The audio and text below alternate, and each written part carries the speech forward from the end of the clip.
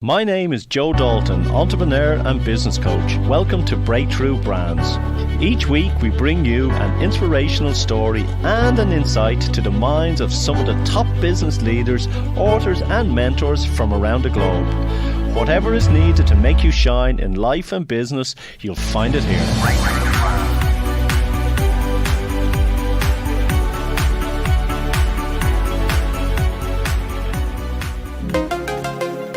On today's show, we have Ronan Rooney. Ronan says his mission is to help people recognize their authentic self, have the courage to embrace change, and inspire them to be the best expression they can be. Ronan is a transpersonal psychology coach, ASE facilitator, and Chopra meditation instructor. He also has a BA in philosophy and applied maths and is currently completing a master's in consciousness and transpersonal psychology. Ronan Rooney, welcome to Breakthrough Brands. How are you? Good, Joe. Thanks. Yeah, thanks for having me on. Great. You have an interesting story. I had what they call a kind of an awakening experience when I was about 7, where I was looking out the window and got engulfed in something bigger than myself, and just felt connected to something that was very, very big. And I didn't understand it, obviously, at the age of 7, so frightened, got to shut it all down, and didn't pay any heed to it, but it kept popping up, and it was this feeling that I'm connected, or we're connected to something bigger. So that stayed with me kind of all my life. But the usual social conditioning, I kind of suppressed it, and anytime I asked questions about it, I was given either a religious answer or some other kind of answer that didn't make sense. So I suppressed it basically, and then it was only when I went to college and I studied philosophy that metaphysics started making sense. And I started getting to realize that there is more to what we've been told about who we are. So I started studying that. But after my degree then, I again fell back into the conditioning route and went into the family real estate practice. And after a couple of years, I had the first, I suppose, what you might call a breakdown as such, in that I got pleurisy, and just from stress, basically. Even though I was only young, I was in my 20s, I had 2 mobile phones, working really kind of hard in the property business, making lots of money, but basically burning the candle at both ends. And from that kind of breakdown, then I started reflecting back again on what is real, what's important in life, and who am I really. So I went on a journey. Basically, I studied an awful lot of stuff alongside my property career. The property career was going well, but I continued to study cellular healing, psychic energy development, meditation, Vedic astrology, all that kind of stuff, following along on from my degree in philosophy and metaphysics. And then the second breakdown, I suppose, came where I had one of those moments where I just felt engulfed by everything to do. Everybody can relate to it. I think today, anyone who's in business who's come through the last 10 years can really relate to having stress coming from all angles, and a total uncertainty and not knowing where you are or who you are or what the whole world and life is all about. So I had another little breakdown. But then from that, I basically started writing. I wrote my book, The Seeker of Life. That was in 2006. And it took off from there, to be honest. I wrote it and I couldn't finish it, and I didn't know why. And then I realized there was something missing. And I actually went and I met Deepak Chopra and got on really well with him, and we kind of hit it off. And he endorsed the book, and we stayed in touch for a good few years, and I worked a lot with him. And then Robin Sharma as well endorsed the book. So the book kind of took off, and I developed Serious Life, a program about finding out who you really are and embracing who you really are supposed to be. And I spoke all over the world with that. But again, it was alongside my property career, which was doing really well as well at the time. So good balance. But I think everybody will realize back in those days, 2006, 2007, there was so much affluence around society that it was easy to pop along in personal development because everything was going right. There was no challenges, really. And then in 2008, having spoken all around the world and done really well, I decided to help out with my father and kind of really go back into the business. I had kind of stepped aside. I was still doing consultancy work, but I was speaking all over the world. So I with the property crash, I just went back in to help out, and another breakdown as such in that he died suddenly a year later, and I ended up having to take over the business in what has now been the worst property crash in world history. So that was interesting. Yeah. And I suppose a lot of people now will realise again, any of your listeners that have been in business again in the last 10 years will realise the turmoil that we've all gone through in that sense. What happened there was a number of years of putting out fires and really trying to just keep the business afloat and to survive. And then the other breakdown again, which is interesting because you can see there's a bit of a pattern here. We become kind of slightly awakened or enlightened. We start realizing what is real, and then we go back into the old conditioning habits, and then we get another bang in the back of the head to wake up. Such. So basically, I went back into the business, got it going, but it took an awful lot out of me, and I ended up in depression. Had to be medicated. I had medicated for depression for about 4 years, and then it was, to be honest, I think it was this whole aspect of consciousness. I had gone back into conditioned consciousness, which is what basically all the psychologists or the modern psychologists are calling the conditioned self. So it's the person that you show to the world, the personality, but it's not really the true you. So for me, I basically went back into business, brought that through, but it took its toll, and then all of a sudden I didn't know who I was again. So a couple of years ago then I decided, about 2 years ago now, I decided to reignite my speaking career, and it's been fantastic. It's really interesting. I'm in 6 or 7 different countries this year, and managing to balance it with the property business. And I think if I was to say what is it, I think the reality of it is that there is a huge shift going on in the world at the moment, and that is why everybody's feeling this turmoil, and that is why there's so many global systems crashing. I mean, all you have to do is look at politics and the shift with, we'll say, Donald Trump. You look at religion and the shift with the last pope to the new pope. You look at the pharmaceutical industries and how they've turned around. The financial markets, Brexit.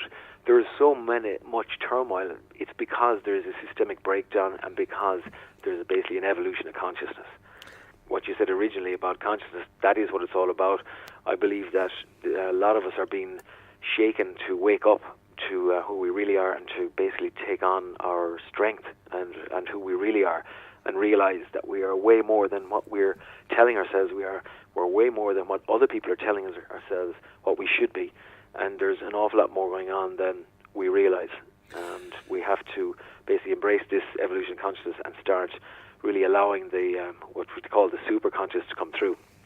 So that's what I've been doing, and my latest program is Serious Awakening, which is aptly termed, and it is about helping people to realize that they are in a process of awakening and to embrace the knowledge and the new growth and shift that's occurring so that they can be successful in all areas of their life.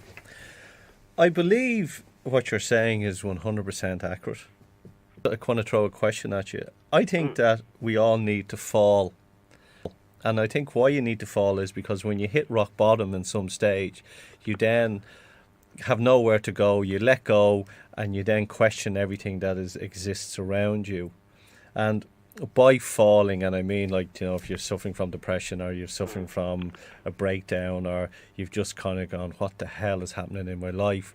It's those falls that you kind of go, okay, something has to be better. And I've been on this journey for myself for about maybe 18 years, and every year I learn something new. And if I knew what I knew now today that I knew 10 years ago, I'd be wow. And I'll say that in the next 10 years as well. Yeah. So anyone I speak to, anyone I talk to, they're all saying, yes, there is a spiritual awakening. Are there people just saying that because other people are saying there's a spiritual awakening? I think, what's interesting, I started a master's, I'm nearly finished it, in consciousness and transpersonal psychology and spirituality, and what's come out of that, which is really interesting, is one of my lectures is a guy called Steve Taylor who lectures on awakenings. And basically, you've hit the nail on the head in relation to the turmoil. I thought that people that experience awakenings, that the main trigger would be, for people who go off and they meditate and they go off to the Himalayas, and next minute they get an awakening. And interestingly enough, all the statistics that have been done, the research, is that the vast majority of people who have awakenings, the trigger is actually turmoil, usually mental turmoil. So it's basically some kind of intellectual breakdown, which allows the space for the actual true reality to come out, we'll say. So I think from the masters, there's people from all over the world on it, and it's not a coincidence that all of them are experiencing a huge shift in new awakenings and people really being shook to awaken. I think what I'm trying to do with my new program, Serious Awakening, is rather than have people have to go through that mental breakdown or depression, or it can come from grief as well if somebody close to you dies, rather than having to go through the turmoil, I'm hoping that I can, through sharing my story with people and the knowledge and the tools and techniques that I've used, help them to realize the truth without having to go through the turmoil, because it's not nice. And I think I'd like to have fast tracked it myself. I know I've learned a lot from the journey, but at the same time, I'd like to help a lot of people get there a lot quicker. But that's the to answer thing. your question, yeah, I think there is a global breakdown, and most of the top psychologists and philosophers in the world today are realizing and accepting and basically confirming that is actually happening. Evolution, and for this to progress, people had to, break down and then have a realization. So for the next generation coming through, they could teach it. It's like someone walking up Mount Everest. The first people that went up died, and then one person came back and shared his knowledge. And then, and I think that's how it's progressing. Awakening consciousness, is that starting to get more into self-development, and is everyone jumping on the bandwagon? No, I think it's different. The programs that I would have worked on and developed a number of years ago, and they're still out there. And I know there's a lot of people still working with self-development courses and self-empowerment. I think that there's a difference. Self-empowerment as such, or self-development, is very much, I believe, is kind of intellectual. Although it does work on all the different aspects of the self, so the emotional, spiritual, mental, and physical. But I think that what is happening here is a total. It's like they're calling it a paradigm shift. So self-development is still linear. It's learning and it's developing, but it's still following an actual linear path of growth and development. Whereas this shift in consciousness that's happening at the moment is such a vast shift. They're calling it a paradigm shift. So it's like when the fish jumped, it came out of the water for the first time and became newts, and then became toads, and then became animals. Or it's a paradigm shift. It's just a major shift. I think it's happening because obviously we've gone awry, and a lot of the challenge that we've put on the earth and ourselves and stuff. I mean, if you were to break it down, you realise that there's so much turmoil throughout all of the ecological aspects of the world that if we don't do something very, very fast, things are going to implode. So without being a scaremonger, the bottom line is it needs a fairly big shift, and it needs to happen quickly. And therefore, it's a paradigm shift. So I believe that it's a paradigm shift in the evolution of our consciousness, not our intellectual reasoning, not our intellectual logic, not even our physicality. It's a huge shift from the way we actually are conscious. So jumping from, you remember when we were in school years ago, we were given that picture of the iceberg, and the top 10% was your conscious, and then the bottom was your subconscious. Well, the reality of it is there's another layer below that called the superconscious, and that's the aspect that is coming out now. So we know about the conscious, subconscious. Now what is emerging is the superconscious, which is that consciousness level. It's more or less the collective consciousness. It's how we're all connected to this specific collective consciousness. And if you were to wonder where is that, or how do I access that? All the best ideas you've ever had that have come to you without even thinking. That's where it is, or deja vu, or coincidence. The 3 o'clock in the morning, I scribbled down my next workshop, which was change your mind, change your life. Very good, yeah. And that's what it is. I believe that there's going to be 2 dimensions on this planet. We're going to have the people who are awakening and believe, and everything then will work out the way they want it to be. And then there's going to be the other people who are still on their journey. The reality of it is there are people in the world, and that's their journey. Yeah. So it's not for us to actually change them. No. All we can do is actually be ourselves and be the best expression we can be of who we are. And all we have is control over ourselves. By example, then, some people will be helped along the way to actually evolve quicker. Other people will still be on whatever journey they're on to experience. Yeah. So I think there's a release and there's a liberation in that all we really need to do is, we don't actually have a life purpose as such, because that has, I hate using the word freaked out, but it has freaked out so many people. Oh my God, I have to find my purpose. I have to have a life purpose. But that's the The biggest reality of it is question that you people don't. have asked.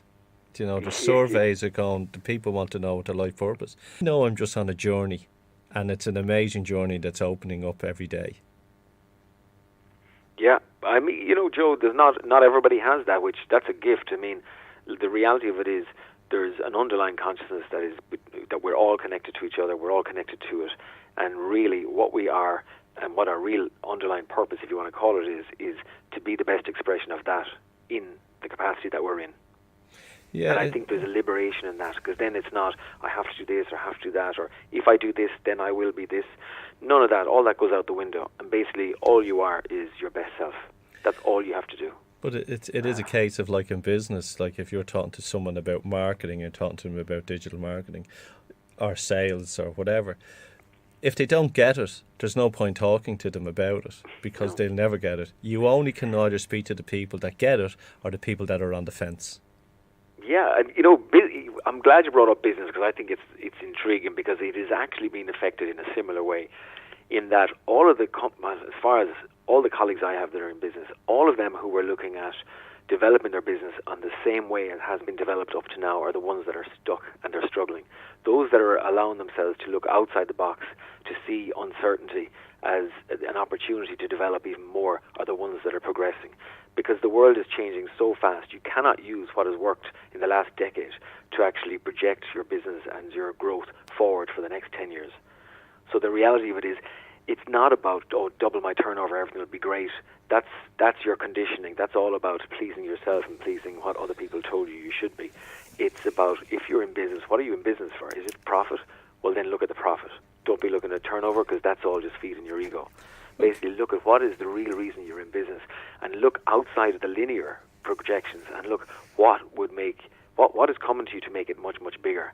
Because what your business will fit into in the realm that is in, say, next year or 2 or 3 years' time hasn't actually emerged yet.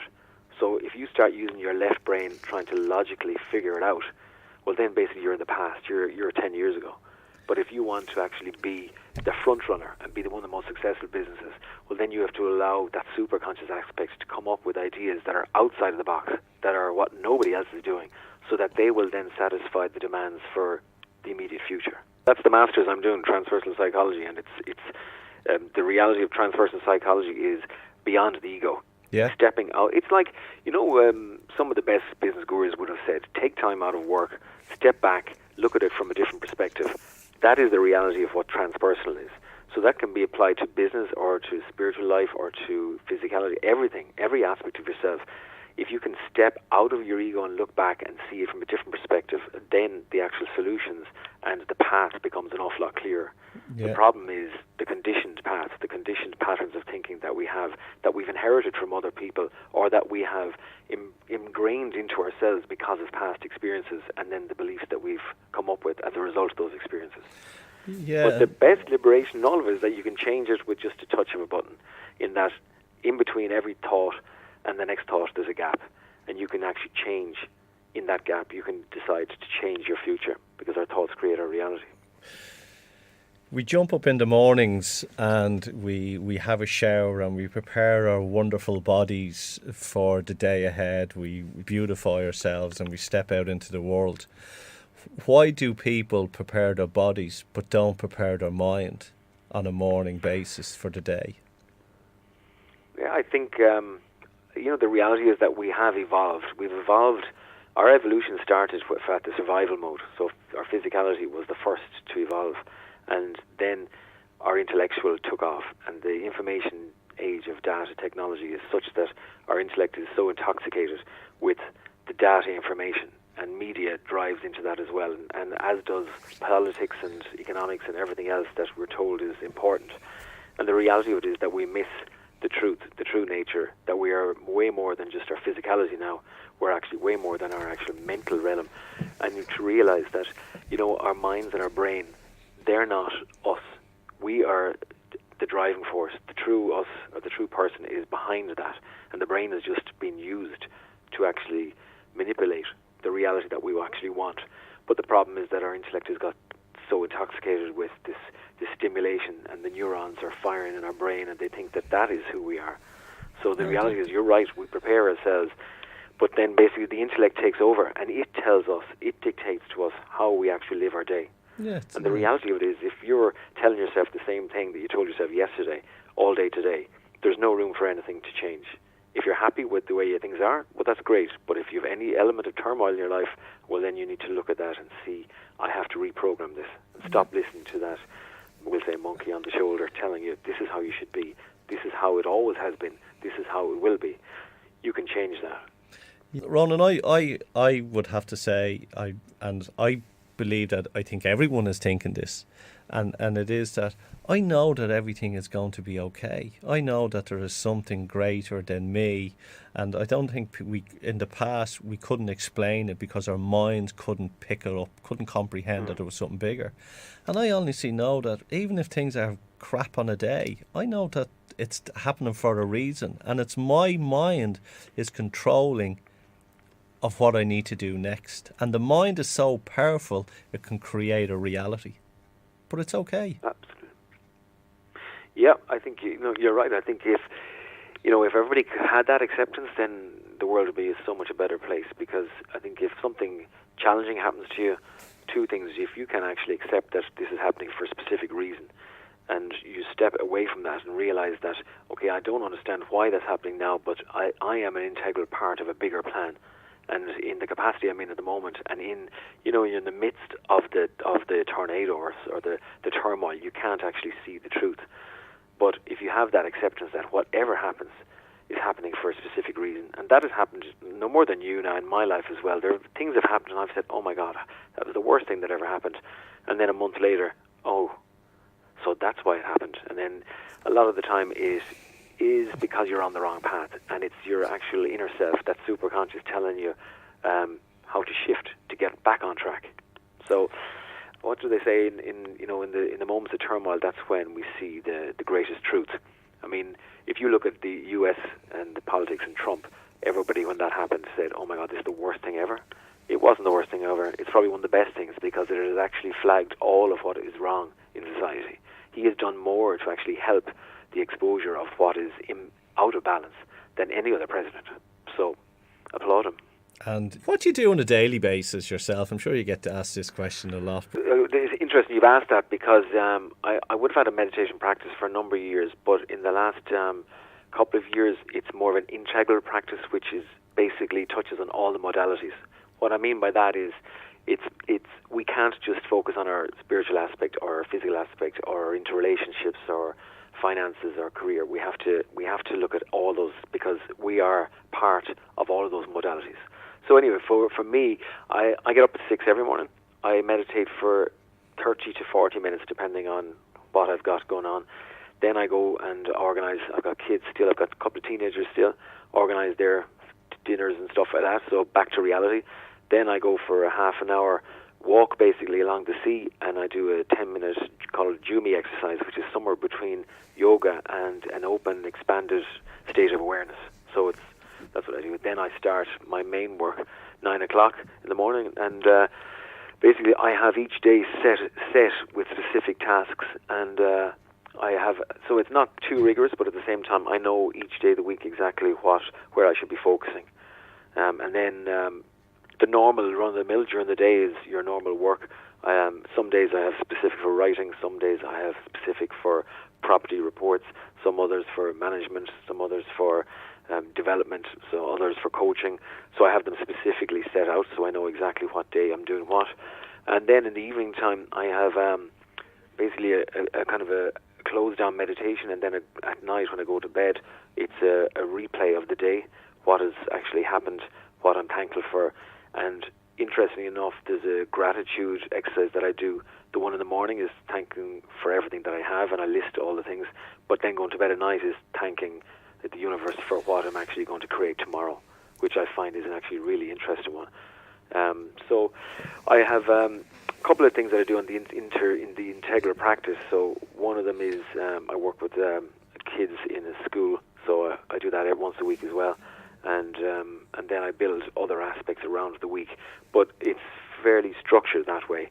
And I also then build in times where I can go into pure reflection.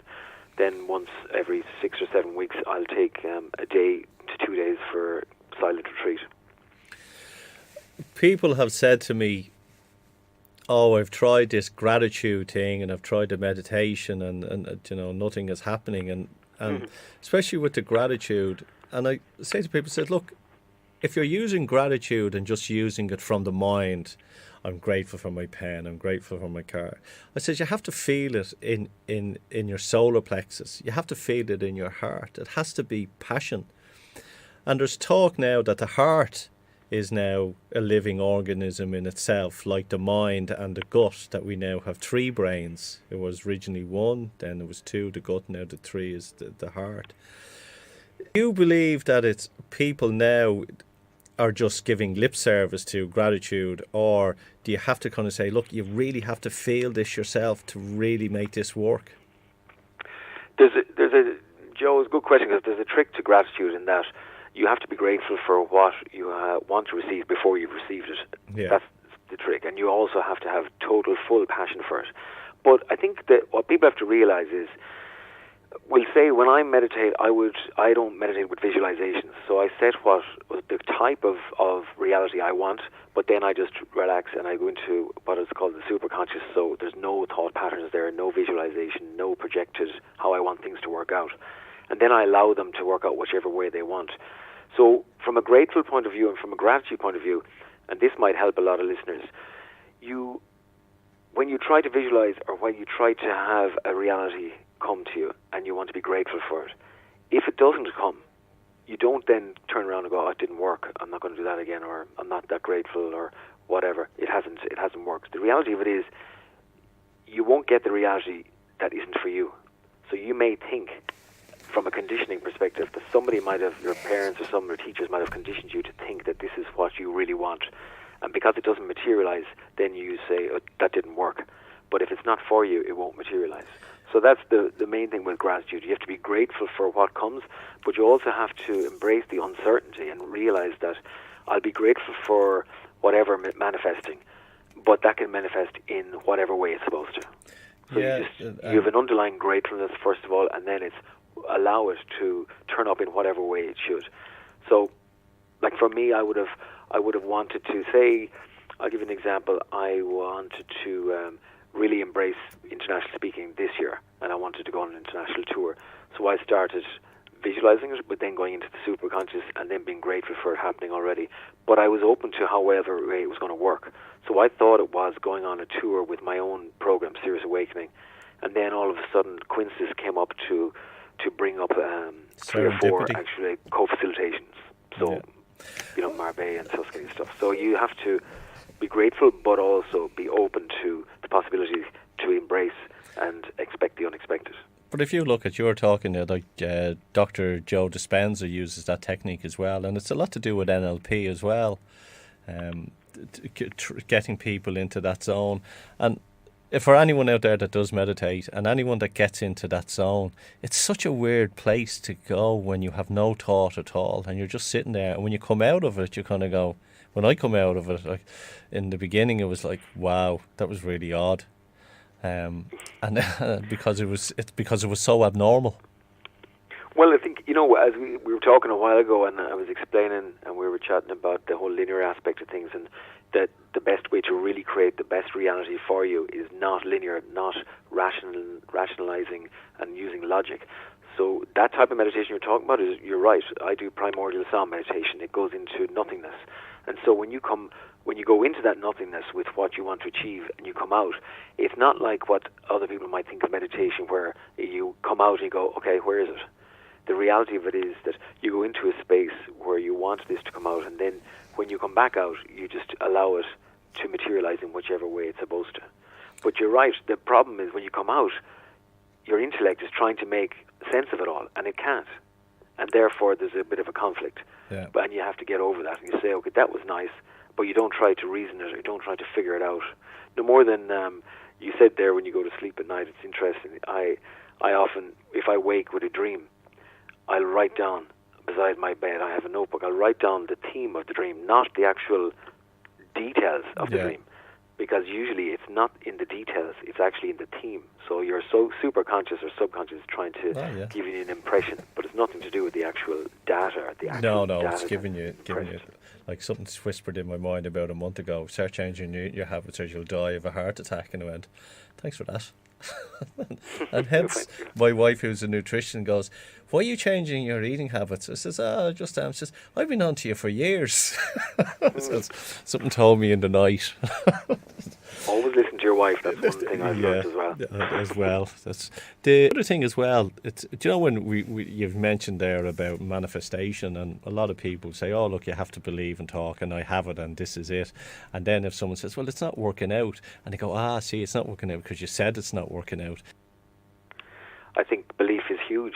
You know, yeah. It doesn't matter what you decide that you want to manifest if it could be presented to you on a silver platter, and unless you believe it, you won't see it. Yeah, I think that's where we are drifting into now in 2019, 2020, 22, that more and more people will have a realization that we control energy. Yeah, quantum physics proved that in the 1920s, and yet that hasn't come into mainstream. Quantum physics is the supreme science. It's beyond all the other sciences. All the scientists will agree it. And the reality is that it is proven that we actually create the reality around us. Full stop. Through science. I think you're right, though. I think the biggest shift, probably as a precursor to what's happening at the moment, is the marriage between science and spirituality. Yeah. And it is getting so much closer. I mean, I was at a transpersonal conference in Prague last year. About 3,000-4,000 people, all psychotherapists, Harvard scientists, psychologists, cosmologists. And the theme was on spirituality, and all of them were basically showing how they had progressed with their own understanding of psychology in the context of consciousness and spirituality. And the bridge is almost there. What do you think the future holds? You know, like you, I think, Joe, you said something a while ago. You said, I have no fear for the future. I think it was along those lines. I absolutely concur with that. Although there is a lot of turmoil out there, I don't think it matters. I think we are such an amazing species. We're in such an amazing species is the wrong word. I don't really like that one, but we're such an amazing aspect of consciousness, aspect of universal consciousness, that it is too good and too superior to basically let anything disastrous happening. I think that, like in normal life, any challenges that we have, or challenges when we're in the challenge in the present moment, is when we come through it, is when we have the realization of the enlightenment that we got through it. So for me, I think we're in an absolutely amazing time, hugely transformational, with so much that we can come through and so much evolution that is going to transpire. I think it's going to be fantastic. And, you know, interesting enough, a lot of people would be my age. I'm in my 50. A lot of people my age give out about the next generation, that they can't communicate, that they're always on their phones, that they can't talk to each other. You know, that's not my understanding. I've seen all these guys. They communicate with each other in a different way to the way we do. Yeah, we just don't understand it. We are in really good hands. I've seen the next generation, and the younger ones yet again, I think, are even more evolved. It's just that we can't see it because we can't recognize it, because we haven't really got it within us. I think we're in really good hands. I think it's like, you know, when you have a sore in your hand or a blister, you can only actually get through it when it bursts out through the skin. We're probably in that place at the moment where the everything that is wrong is bursting forth in order to be cleared, in order for us to move on to the next level. Generation Z are going to be the ones that are the biggest entrepreneurs. They're the ones that can multitask. They're the ones that have grown up with the technology that we only seen coming on. And I think their companies, organisations should be equipping themselves now for how Generation Z work. And I think they're going to be an amazing generation to bring us forward. Absolutely. You know, it's interesting. I think the World Wide Web only came about in 1989, I think it was, by Lee. I mean, that's only a few years ago. Yeah. And look where we've come from. So the reality is this next generation, they're the ones that think differently to us. They have to think differently because the world is going to be working differently. Yeah. So who are we to judge them to say they don't act the way we do and they should? No, we should start acting more like they do. What's the best business advice you've ever received? I've got lots of different advice in business, but if I was to put it down to one thing, it's basically don't be afraid to change the mould and expect the unexpected. Don't be afraid to change the mould just because the way it was been done before has worked in the past. You have the courage to go and express it in a different way. What book would you recommend? The Book of Secrets by Deepak is when I met him first, and it's just, I suppose when I met him first, we just took off, and I learned a lot from him, and he did a lot for me with the endorsements he gave me. And the Book of Secrets is very much along the whole lines of the communion of cells in the body. That's what I got from it, where I realised that not only are we interconnected with each other and the world around us, but if you look even within the body, the cells are all interconnected. They have to work with each other. The cells have to work with the organs have to work with each other. And it was really interesting the way he brought that across. And it was, yes, there is consciousness. This underlying consciousness is in our cells, in our organs, in our cells, in the external world, and the other people, and everybody has to work together because we're all interconnected. Tell us where people can find you. Tell us about your courses that you're running on a regular basis. Where can people, if they want to reach out and know more about you? Well, RonanRooney.com. So that's the website. Everything is on that, RonanRooney.com. That's the only one. I do coaching then as well, so along the lines of transpersonal psychology coaching. So, but people can go to my website and they'll find out everything from there. And love to see them at the Serious Awakening in Athlone on that's Saturday the 26th. Other than that, it's going to be probably next year before I come back again in Ireland. Just the way it has happened, and there's just a lot more opportunities to reach greater audiences internationally. What tip for 2019 would you give someone who's on the fence in spirituality or awakening? What tip would I give them? I would love to be able to get everybody to realise that they have an authentic self inside them that is bursting to get out, and that they need to listen to that voice. And if they don't listen to that voice, it's going to come with a sledgehammer. So the reality of it is, your authentic self has to be expressed. Not only do you have a duty to yourself to express that, but you have a duty to express that for everybody else, because you are an integral part of a greater plan that you're not aware of. So whether you like it or not, your best expression needs to be embraced and expressed. Follow your bliss. Follow your bliss. Follow your bliss and stay in bliss by following. That's it. Ronan Rooney, thank you for coming on to Breakthrough Brands. Thanks, Joe. Enjoyed that chat. Thanks so much.